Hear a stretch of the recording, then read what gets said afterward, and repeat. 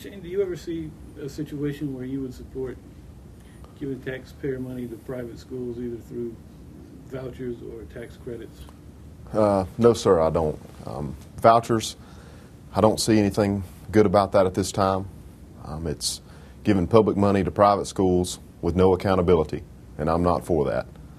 And I think sometimes we have misleading ideas between, choice automatically means a voucher in some people's minds, and that's not the case. I'm proud to say that I'm part of District 6 School Board. We've led the charge as far as choice goes for parents and our students. We've opened up our elementary and middle schools to choice. Next year will be our third year. We're in our second year right now. Next year we've got 171 students signed up out of 6,600 to take advantage of choice. And our board said we don't need a reason. They can give a reason, we don't need a reason. If they don't like the green roof at Roebuck Elementary, they can move their child. And what that says to me is 171 out of 6,600, the rest of them are very, very happy. The main reason that they moved is not because of teachers or not because of our programs. They moved because it was closer to a parent's work, closer to grandmother's house, closer to daycare. So that tells me by not having one school empty and one school flooded that we've got good schools in District 6 and we're providing some choices for parents. Well, I support a plan that supports our children, and that's what I support. Representative Davenport's plan, he came out with some numbers that weren't even realistic. Me being an engineer, I'm questioning the numbers as soon as he started talking about them. There may be some parts of the county, parts of the state that need some consolidation, and they can certainly go through that. But we have 7 fine school districts here in Spartanburg County. I'm proud to be a part of School District 6. Our administrative costs are one of the lowest in the state. Our per pupil costs are very low, and we maintain low class sizes for our parents. That's one thing. When I'm out talking to parents, I've been accessible ever since I've been elected. And as I've talked to parents, when I talk to them about issues and programs we have, because I'm calling people on their cell phones, they call me trying to stay in touch. Anything that's working toward giving a program that helps their child or puts them in a smaller class, that's what they want. So that's what I'm going to concentrate on, and that's what I think we need to concentrate on going forward, is making sure we have good small class sizes and good quality teachers in front of our children. I think any time that you just put in something broad, there could always be some consequences to it, and some unknowns that could pop up.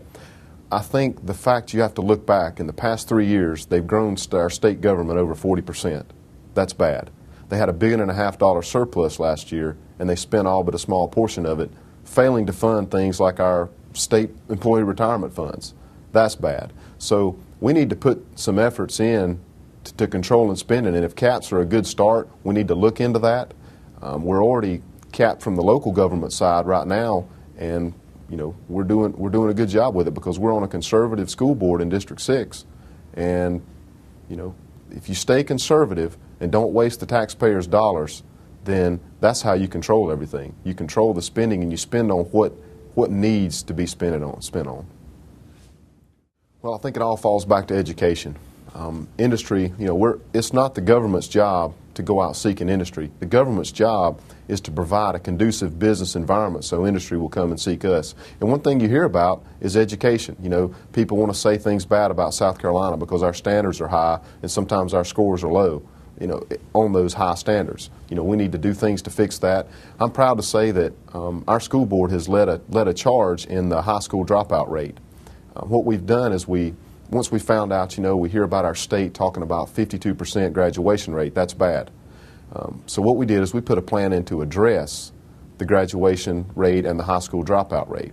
What we've done is we put procedures in place to track and identify students who are potential dropouts. They don't get a letter home in the mailbox. They get a personal visit, personal phone call from our principal, not an assistant principal, to try to make sure. But you can't wait till somebody's in 12th grade to say, oh no, they're going to drop out. What are we going to do?